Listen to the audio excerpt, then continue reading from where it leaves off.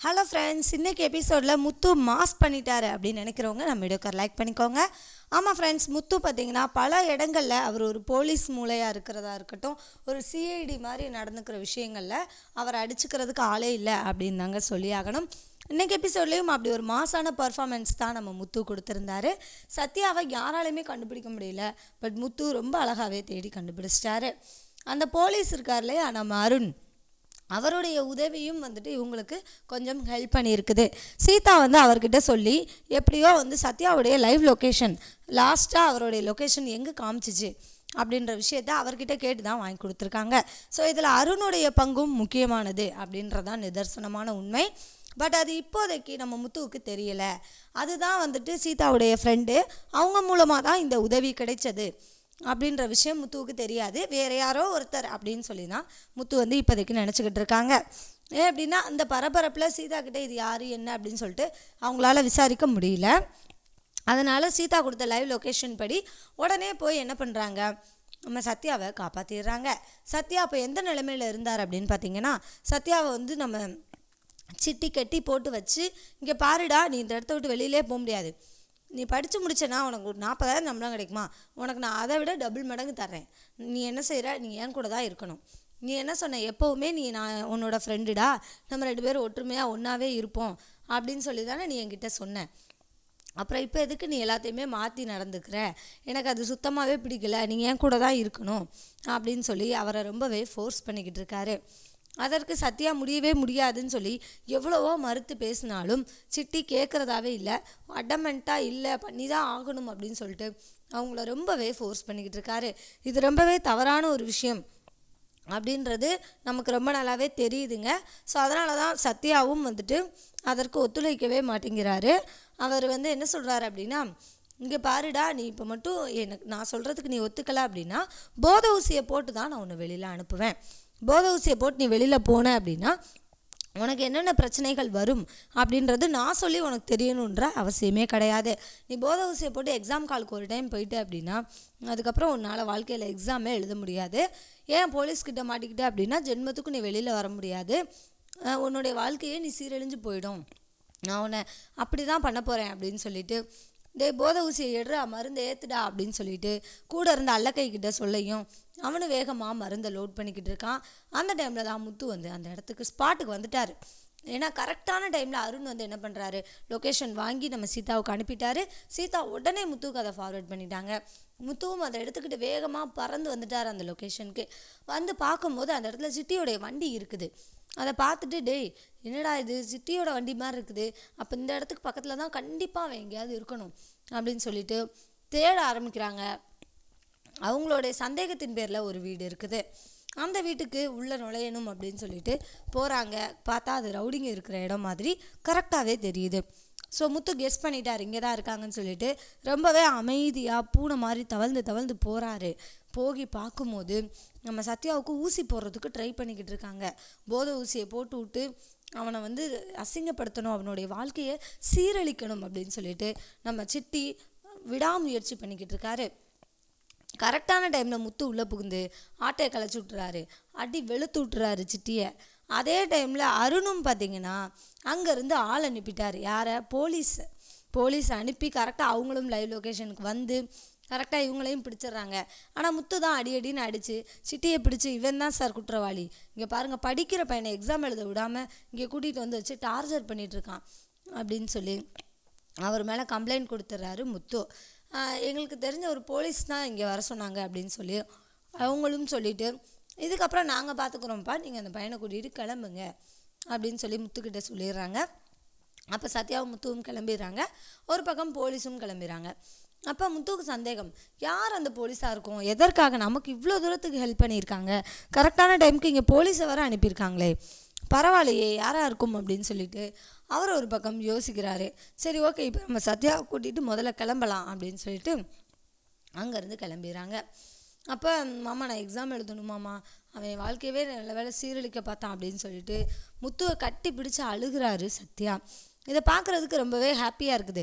ஏன் அப்படின்னா ஒரு மாமா மச்சான் அப்படின்ற உறவில் இந்த அளவுக்கு ரொம்பவே அழகான ஒரு பாண்டிங் காமிச்சிருந்தாங்க. ஸோ இதை பார்க்கும்போது நமக்கே ரொம்ப சந்தோஷமாக இருந்ததுங்க. ஸோ இப்போ சத்யா வந்து நல்லபடியாக எக்ஸாம் எழுத போகிறாரு அப்படின்றது உறுதியாகிடுச்சு. ஸோ சத்யா இப்போ எக்ஸாம் காலுக்கு கிளம்ப ரெடி ஆகிட்டாரு. இங்கே வீட்டில் தகவல் சொல்லிடுறாங்க. அப்போ மீனாவும் வீட்டுக்கு வர்றாங்க. வந்துட்டு அவங்க நடந்த விஷயங்கள் எல்லாத்தையும் அவங்க அம்மா கிட்ட சொல்கிறாங்க. அவங்க அம்மா ஒரு பக்கம் ரொம்ப புலம்பிக்கிட்டு இருக்காங்க.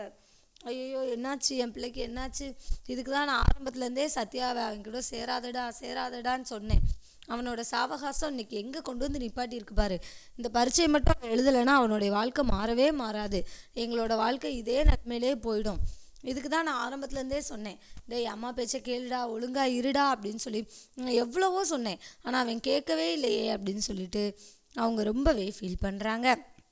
அப்போ இருமா, அவர் தான் போயிருக்கார்லம்மா, கண்டுபிடிச்சிருவாருமா அப்படின்னு சொல்லியிருக்காங்க. ஸோ அவங்க அம்மா வந்து அவங்க அப்பா ஃபோட்டோவை பார்த்து ரொம்பவே ஃபீல் பண்ணுறாங்க. உங்கள் அப்பாவுடைய கடைசி ஆசையை அவன் படிக்கணும், நல்லபடியாக வாழ்க்கையில் முன்னேறணும் அப்படின்றது தான். அது நடக்காமலே போயிருமோன்னு எனக்கு பயமாக இருக்குடி மீனா அப்படின்னு சொல்லிட்டு அவங்க அம்மா ரொம்ப வருத்தப்பட்டுக்கிட்டு இருக்காங்க. அதோடு தான் இன்றைக்கி எபிசோட் முடிச்சிருந்தாங்க. ஸோ நாளைக்கு எபிசோடில் என்ன நடக்க போகுது அப்படின்னு சொல்லி பார்த்தீங்கன்னா, மீனா வந்து சொல்கிறாங்க, மீனாக்கு முத்து வந்து கால் பண்ணி சொல்லிடுறாரு, சத்யாவை நாங்கள் மீட்டுட்டோம், காப்பாற்றிட்டோம் அப்படின்னு சொன்ன உடனே மீனா இங்கே வந்து சொல்கிறாங்க, சத்யா கிடச்சிட்டானா, அவர் கூட தான் இருக்கானா, சத்யா எக்ஸாமுக்கு கிளம்புறதுக்கு ரெடி ஆகிட்டு இருக்கான், இப்போ இங்கே வந்துடுவான் அப்படின்னு சொன்ன உடனே சீதா அதான் எனக்கு தெரியுமே அப்படின்ற மாதிரி சொல்லிடுறாங்க. ஏன் அப்படின்னா அதற்கு முன்னாடி அங்கே வந்து அருண்கிட்ட இருந்து தகவல் சீதாவுக்கு வந்திருக்குது. ஸோ உனக்கு எப்படி தெரியும், இப்போ தான் எனக்கே அவர் சொல்கிறாரு, உனக்கு எப்படி தெரியும் அப்படின்னு சொல்லிட்டு மீனா கேட்குறாங்க. அதற்கு சீதா திருன்னு முழிக்கிறாங்க. ஏன்னா அவங்க அம்மா அங்கே இருக்கிறாங்க இல்லையா, அதனால் இப்போதைக்கு அவங்களால எதுவும் சொல்ல முடியல, அமைதியாகவே இருக்கிறாங்க. அப்போ இருந்தாலும் மீனாவுக்கு புரியுது, அப்போ அந்த போலீஸ் அவர் தான் ஹெல்ப் பண்ணியிருப்பார், அவர் தான் போலீஸுன்னு அவர் சொன்னால அப்படின்னு சொல்லிட்டு அவங்க ஒரு பக்கம் யோசிச்சுட்டு சரின்னு விட்டுறாங்க. இப்போ முத்து வீட்டுக்கு வந்ததுக்கப்புறம் மீனா கிட்ட பேசுகிறாரு. இங்கே பாரு மீனா, சீதாவுக்கு ஹெல்ப் பண்ணது யாருன்னு சொல்லி விசாரி, அது யாராக இருக்கும், நமக்காக இவ்வளோ தூரத்துக்கு ஹெல்ப் பண்ணியிருக்காங்களே, அவங்களுக்கு போய் நம்ம நேரில் ஒரு தேங்க்ஸ் மட்டும் சொல்லிட்டு வரணும், அதுக்காக தான் கேட்குறேன் அப்படின்ற மாதிரி முத்து ஒரு பக்கம் சொல்கிறாரு. அப்போ மீனா வந்துட்டு யோசிச்சுக்கிட்டே இருக்காங்க, இதுக்கு மேலேயும் இவர்கிட்ட மறைக்கவா, பேசாமல் உண்மையை சொல்லிடலாமா அப்படின்னு சொல்லிட்டு. ஆனால் இப்போதைக்கு சொன்னால் இவர் உடனே கல்யாணம் பண்ணணும், அந்த பையனை மீட் பண்ணணும் அப்படின்னு சொல்லிட்டு கொஞ்சம் படபடப்பாயிருவாரே அப்படின்னு சொல்லிட்டு யோசிக்கிறாங்க. சரி இருந்தாலும் நம்ம வந்து இவர்கிட்ட நிறையா போய் சொல்கிறோமோ, கண்டிப்பாக உண்மைகளை சொல்லிடணும் அப்படின்னு சொல்லிட்டு உண்மையை சொல்லிடுறாங்க. இல்லைங்க, அந்த உதவி பண்ணது யார் அப்படின்னா சீதா ஒரு பையனை வந்து விரும்புகிறா, அந்த பையன் வந்து போலீஸாக தான் இருக்கிறாரு, அந்த பையன்தான் இவளுக்கு வந்து உதவி பண்ணியிருக்காரு அப்படின்ற விஷயத்த சொல்லிடுறாங்க. சொன்னோடனே முத்துவுக்கு பயங்கரமான சந்தோஷம். என்ன சொல்கிற, சீதா லவ் பண்ணுறாளா, அப்போ நான் இதுக்கு முன்னாடி கேட்டிருக்கேன், அவன் சொன்னதே இல்லையே அப்படின்னு சொல்லும்போது, இல்லைங்க அவளே இப்போ தான் அக்செப்ட் பண்ணியிருக்காளாம், அதனால தான் நம்மக்கிட்ட இன்னும் சொல்லாமல் இருந்தா, அன்றைக்கி நான் அவர் கூட வண்டியில் போகும்போது நான் பார்த்துட்டேன், நான் பார்த்து கேட்டதுனால தான் எனக்கே தெரியும், அதுக்கப்புறம் தான் சொன்னான், நான் உங்ககிட்ட சொன்னால் இப்போவே கல்யாணம் பண்ணணும்னு சொல்வீங்க, ஆனால் அவள் வந்து இன்னொரு 1 வருஷம் கழித்து தான் கல்யாணம் பண்ணணும், கொஞ்ச நாள் ஆகணும் அப்படின்ற மாதிரி சொல்கிறா, அதுக்காக தான் நான் உங்ககிட்டேயும் அம்மாக்கிட்டேயும் இன்னும் சொல்லாமலே இருக்கிறேன் அப்படின்ற விஷயத்த புரிய வைக்கிறாங்க. புரிய வச்சோடனே முத்து வந்து புரிஞ்சுக்கிறாரு. அதெல்லாம் இருக்கட்டும் மீனா, அந்த பையன் நல்ல பையனா கெட்ட பையனா, எப்படிப்பட்ட குடும்பம், எல்லாத்தையுமே நம்ம விசாரிக்கணும்ல அப்படின்ற மாதிரி சொல்லும்போது, இல்லைங்க சீதா ஒரு முடிவு எடுத்திருக்கா அப்படின்னா அது ரொம்ப கரெக்டாக தான் இருக்கும். ஏன்னா அவள் வந்து யாரையுமே அவ்வளோ சீக்கிரம் யாருக்கிட்டையும் பேசவும் மாட்டா, பழகவும் மாட்டா. அப்படி அவளே பழகியிருக்கா அப்படின்னா அவங்க ரொம்ப நல்லவங்களாக இருந்தால் மட்டும்தான் அது வந்து சாத்தியமான ஒன்று அப்படின்ற மாதிரி சொல்லிடுறாங்க. சரின்னு சொல்லிட்டு இப்போ முத்துவும் வந்துட்டு பச்சை கொடி, அதாவது சீதாவுக்கு க்ரீன் சிக்னல் கொடுத்துட்டாரு. ஸோ இப்போதைக்கு பிரச்சனை கிடையாது. ஆனால் அந்த பையன் வந்து அருண் தான் அப்படின்ற விஷயம் தெரிய வரும்போது தான் பிரச்சனை ஆரம்பிக்கும். அதற்கு அப்போது வந்துட்டு சீதாவுக்கும் சரி நம்ம முத்துவுக்கும் இடையில் பிரச்சனை வர்றதுக்கான வாய்ப்புகள் அதிகமாகவே இருக்குது. ஏன்னா முத்துவுடைய பார்வையில் அருண் எப்போவுமே கெட்டவர் தான், அருணுடைய பார்வையில் முத்து எப்போவுமே கெட்டவர் தான். 2 பேருமே அருண் வந்து ரொம்ப சரியாக இருப்பார், முத்து வந்து நல்லதுக்காக எந்த தப்பு பண்ணாலும் அதில் தப்பே இல்லை அப்படின்னு நினைக்கிற ஆள். அதாவது அருண் வந்து சீதாக்கிட்டே ஃபைன் வாங்கின ஆள். ஸோ அவர் வந்து அவருடைய கடமைக்கு தவறாத அப்படி இருக்கணும் அப்படின்னு சொல்லி நினைக்கிறவர். ஸோ இவங்களுக்கு நடுவில் எப்படி இந்த பிரச்சனைகள்லாம் முடிஞ்சு சீதாவை அவர் கல்யாணம் பண்ண போகிறாரு அப்படின்றத நோக்கி தான் எபிசோட் நகர்ந்துக்கிட்டு இருக்குது. ஸோ எது எப்படியோங்க இன்றைக்கி எபிசோடில் நடந்த முக்கியமான விஷயங்கள் இவ்வளோதாங்க. தேங்க்யூ ஃபார் வாட்சிங். இந்த வீடியோ உங்களுக்கு பிடிச்சிருந்துச்சுன்னா மறக்காமல் லைக் பண்ணிக்கோங்க. நம்ம சேனலில் நீங்கள் இன்னும் சப்ஸ்கிரைப் பண்ணலையா, மறக்காமல் சப்ஸ்கிரைப் பண்ணிக்கோங்க. அண்ட் கூடவே பக்கத்தில் இருக்க பெல் ஐக்கானையும் கிளிக் பண்ணிக்கோங்க. தேங்க்யூ.